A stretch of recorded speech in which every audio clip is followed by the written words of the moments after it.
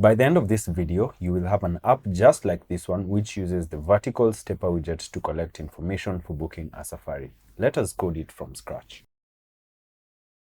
We start off with a blank app. There's nothing inside our app but a blank scaffold. The first thing we'll do is create a folder which we're going to use to store the images that we will use in this project. Let's open up this folder in our file explorer, copy the images we need for the project from our collection of images and paste them into this folder. Let's now head over to our pubspec.yml file and scroll down to the assets section. We will uncomment this code and remove this extra text so that we remain with just a reference to the images folder. And now we are ready to use our images.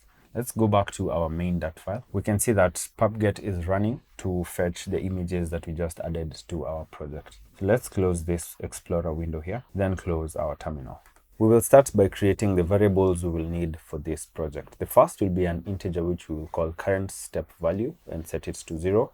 Then a string called first name, a string called last name, a boolean which is visit Masai Mara, a boolean which is visit Serengeti, another boolean which is do lion spotting, another boolean do bird watching, and finally a boolean called booking complete. Next, we will create a function for checking if all the steps have been completed. It will return a boolean and it will check if the first name and the last name have both been filled out. Then check if either visit Masai Mara or visit Serengeti is true. Then check if either do lion spotting or do bird watching is true. If these conditions are met, it will return true. Otherwise, it will return false. We are done setting up the variables and the function we need for this app. Let's now move on to the layout of the scaffold. We will start by creating the body property of the scaffold, and we will start by putting a ternary function that checks if the booking is not complete, and if it is not, it will return a column, and if it is, it will return a list view. This column will have the contents for collecting the information for booking the safari, which will make use of the stepper widget, and this list view will show the summary of the details after the booking is complete. Let's start off with the column where we'll have the first child being the title container. This container will have a width of the screen width, a color which is white, and a vertical padding of 20 pixels, and this will be asymmetric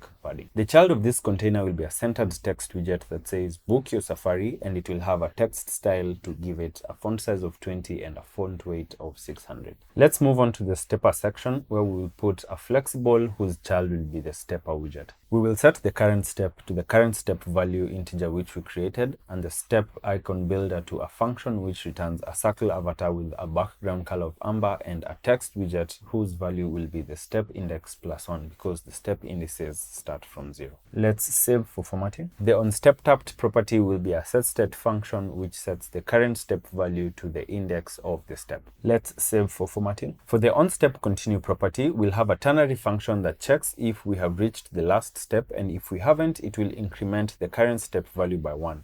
If we have and all steps are complete, it will set the booking complete boolean to true. Otherwise, this property will be null, meaning we cannot use the continue button. Let's save for formatting. The onStepCancel property will have a ternary function that checks if we have moved away from the first step, and if we have, it reduces the value of current step by 1, meaning it takes us to the previous step. But if that is not the case, then this property will be null, meaning we cannot use the cancel button. Let's save for formatting. Let's now move on to the steps property where we'll have an array of step widgets, and we will start with a step widget for personal details. The title of this step will be a row widget with a text widget that says personal details, as well as a red asterisk that displays if either the first name or the last name is not filled. Let's save for formatting. In the content property of this step, we shall have a card widget whose child will be a container with a width of 300, a padding all round of 10, and the child of this container will be a column. The first child of this column will be a text form field whose decoration will be a hint text that says first name, and whose unchanged property will be a setState function that sets the first name to whatever the user has typed. Let's save this for formatting. Next, we'll have a sized box for spacing. Then we'll have a text form field whose decoration will be a hint text that says last name, and whose unchanged property will be a setState function that that sets last name to whatever the user has typed. Next, we move on to the game packs step. The title of this step will be a row whose children will be a text widget that says game packs and a red asterisk that appears if neither Visit Masai Mara nor Visit Serengeti have been selected. Let me add a space just before the personal details asterisk. Let's put in these commas and save for formatting. The content of this step will be a card widget whose child will be a sized box with a width of 300 and the child of this sized box will be a column. The first child of this column will be a checkbox list style whose value will be the Visit Masai Mara boolean and its unchanged property will be a setState function that flips the value of the Visit Masai Mara boolean. Let's save for formatting. The title property of this checkbox list style will be a column whose children will be a sized box for spacing, a text widget that says Masai Mara, another sized box for spacing, and a sized box whose child will be the image, which is masaimara.png. Let's save this for formatting. Next, we'll have a sized box for spacing. Next, we'll have a checkbox list style whose value will be the Visit Serengeti boolean and its unchanged property will be a setState function that flips the value of the Visit Serengeti boolean. The title of this checkbox list style will be a column whose children will be a sized box for spacing, a text widget that says Serengeti, another sized box for spacing, and a sized box whose child will be the Serengeti PNG image. Let's save this for formatting. Let's quickly change the height of this sized box to 18. Let's now move on to the third step widget for the activities step. The title of this step widget will be a row whose children will be a text widget that says activities and a red asterisk that shows up when neither the line spotting nor birdwatching options have been selected. Let's save this for formatting. The content of this step will be a card widget whose child will be a sized box with a width of 300 and the child of this sized box will be a column. The first child of this column will be a switch list style whose value is the do-line spotting boolean and its unchanged property will be a setState function that flips the value of this do-line spotting boolean.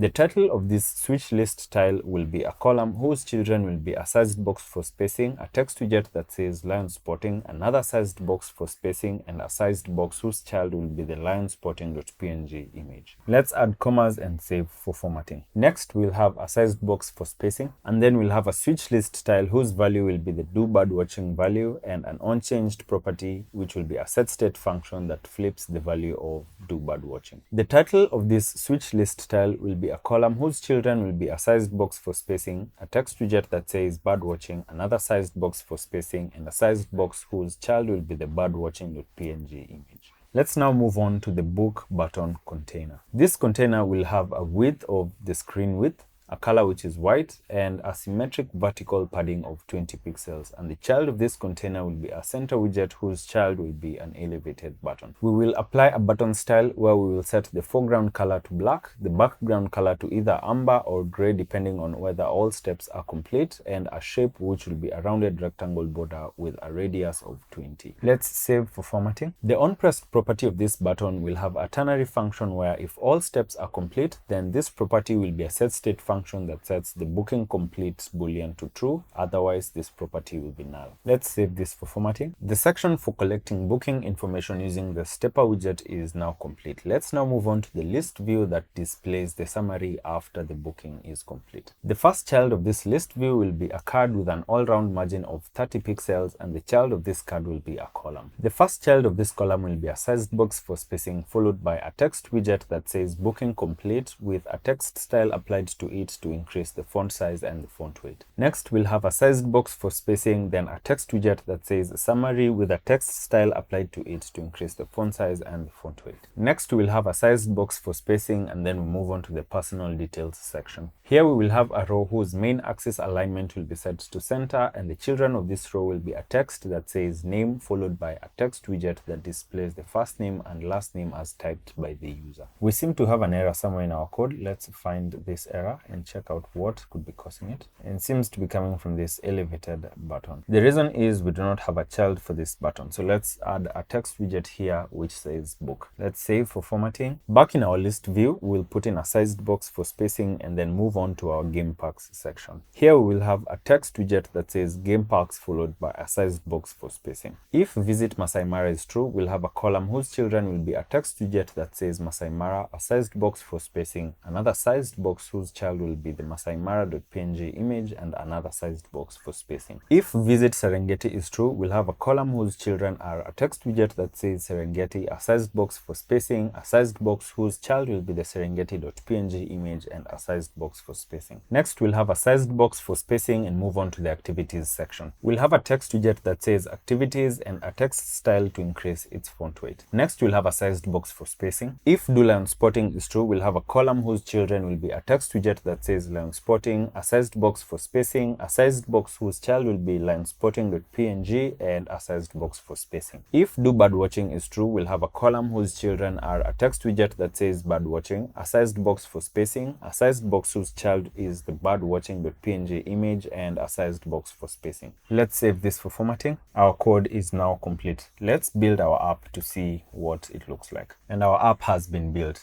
Here we can see that we have 3 steps, the first being the personal details step, the second being the game packs step, which you can click on, and finally the activities step, which we can also click on. We'll start at the top with the first step, which is personal details, and here we're able to type in our first and last names, then click continue to move on to the next step. This time let's go with Serengeti, then continue, and finally for our third step, which is the activities option, let's go with lion spotting. And now our book button becomes active and we can click on it, or we can click on continue here, which also became active once we completed all the selections. And now we have our summary, which gives us our name, our game packs, and our activities. So that's how you set up the stepper widget in Flutter. If you have enjoyed this video, be sure to give it a thumbs up and send it to someone who might find it useful as well. And if you haven't already, subscribe to this channel with the notifications turned on so that you get notified every time I upload a new video.